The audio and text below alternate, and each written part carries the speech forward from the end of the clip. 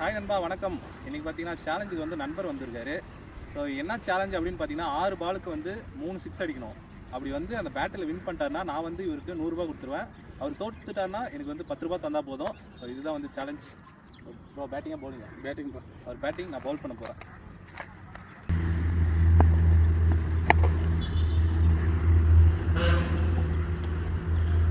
Dot ball. இதுவும் பார்த்தீங்கன்னா tattoo.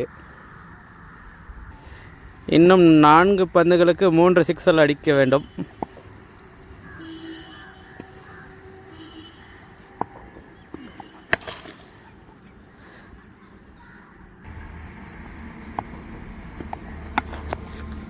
இதுவும் இன்னும் லாஸ்ட் 2 பாலுக்கு 2 6 அடிக்கணும். இந்த பேட்டில் யார் வின் பண்ண போகிறாங்கன்னு தெரியல காய்ஸ்.